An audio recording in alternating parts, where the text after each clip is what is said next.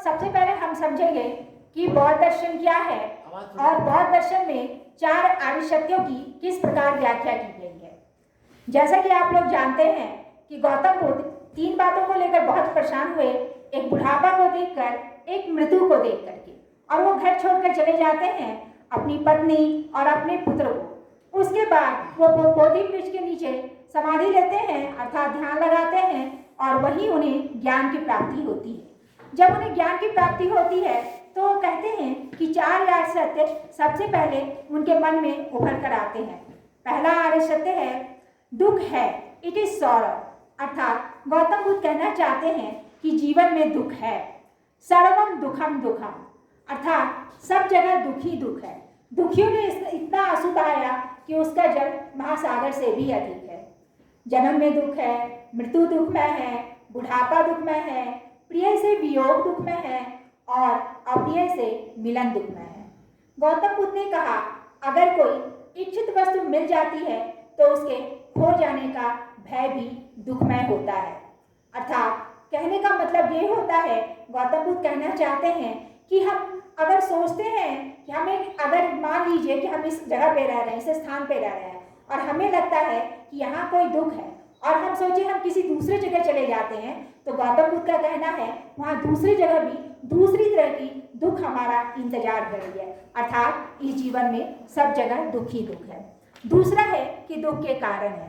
जब प्रथम आर्य में हम दुख की व्याख्या करते हैं अर्थात इट इज सफरिंग, तो दूसरा जो हमारा सेकंड नॉवेल ट्रुथ है उसमें हम कहते हैं इट इज कॉजेशंस ऑफ सफरिंग, अर्थात दुख के 12 कारण हैं। जब हम दुख के 12 कारणों पर सोचते हैं तो पहला कारण ये होता है जरा मरण, अर्थात बुढ़ापा और मृत्यु। बुढ़ापा और मृत्यु जो है दुख का सबसे बड़ा कारण है। अर्थात उसके बाद प्रश्न उठता है कि ये बुढ़ापा और ये मृत्यु हमें आती क्यों है। तो दूसरा है जाति, अर्थात हम जन्म लेते हैं। हम जन्म क्यों लेते हैं? भाव, क्योंकि हम होना चाहते हैं। उस भाव आखिर हम होना क्यों चाहते हैं? क्योंकि उपादान, हम इस संसारिक वस्तुओं से घिरे रहते हैं। तृष्णा है, आसक्ति है, इसके बाद वेदना है यानी हम सुख दुख को महसूस करते हैं। फिर स्पर्श है यानी जो संवेदनाएं उभर कर आती है। हमारे अंदर षडायतन यानी कि हमारे अंदर 5 इंद्रियां हैं, आँख, नाक, कान, त्वचा, जिह्वा और एक मन, जिसको मिला के 6 इंद्रियां षडायतन कहा गया है। ये षडायतन का कारण क्या है? नाम रूप है, हमारा शरीर और हमारा मन। इस नाम रूप का कारण क्या है? विज्ञान है, चेतना है। चेतना का कारण संस्कार है। हमारे जीवन में इस जन्म से लेकर उस जन्म तक संस्कारों का प्रवाह चलते रहता है और अंत में अविद्या है। अविद्या को सबसे बड़ा दुख का मूल कारण माना गया है। अर्थात जो दुख है वो अज्ञानता की वजह से होता है। हम अपने वास्तविक स्वरूप को समझ नहीं पाते हैं। तो इस तरह से हम देखें तो दुख के 12 कारणों की व्याख्या की गई है।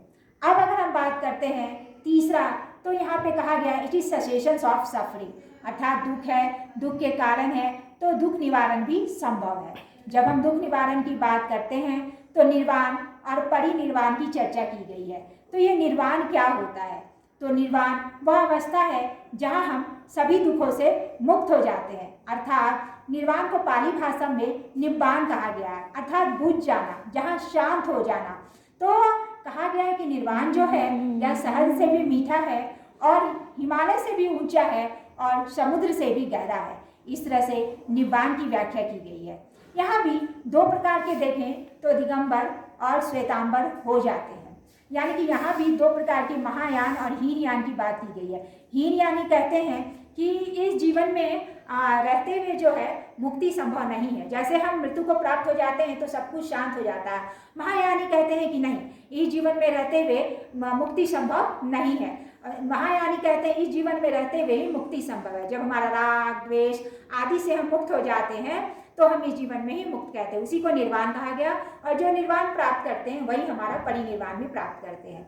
अंत में हमारा चौथा मार्ग है it is cessation where we leading to the suffering, अर्थात दुखों से मुक्ति के लिए मार्ग है। और 8 मार्गों की चर्चा की गई है। वह है सम्यक दृष्टि, सम्यक संकल्प, सम्यक कर्मांत, सम्यक आजीविका, सम्यक व्यायाम, सम्यक स्मृति और सम्यक समाधि। इस प्रकार से हम 8 मार्ग देखते हैं। पहला मार्ग है सम्यक दृष्टि, यानी कि गौतम बुद्ध ने जो 4 आर्षद बताया उसके प्रति उचित दृष्टिकोण रखना। सम्यक संकल्प, अर्थात उन दृष्टिकोणों से के प्रति हमारा उचित वचनबद्धता अर्थात संकल्पित होना। सम्यक वाक, मधुर वाणी बोले, प्रिय वाणी बोले। सम्यक कर्मांत, अच्छे कर्मों को करें। सम्यक आजीविका, अच्छे कर्मों के द्वारा जीविकोपार्जन करना। सम्यक व्यायाम, हम व्यायाम करें, योग आदि करें ताकि हमारा मन और शरीर शुद्ध हो।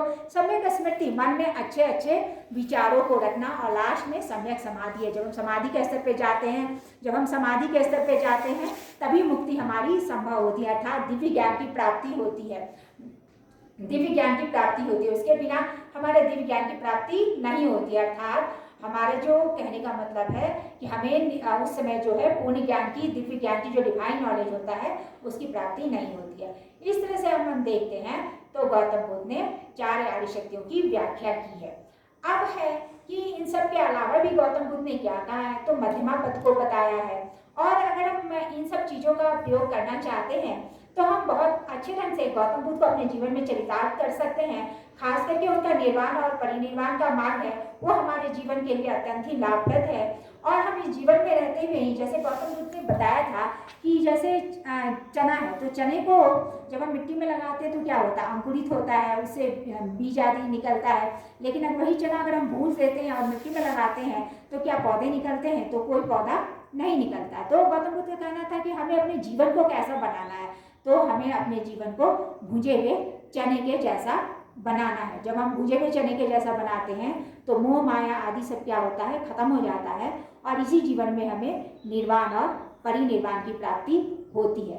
तो इस तरह से मैं समझती हूँ कि गौतम बुद्ध के 4 आर्य सत्यों को हम अपना सकते हैं और जीवन में अप्लाई कर सकते हैं।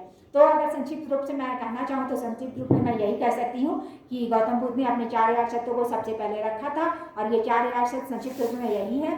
प्रथम आर्य सत्य है इट इज सौरव, सेकंड आर्य सत्य है it is creations of sorrow, third है it is cessations of sorrow, और फोर्थ हमारे it is way leading to the cessations of sorrow. था जीवन में दुख है, दुख के कारण है, दुख निवारण संभव है और दुख निवारण के मार्ग है।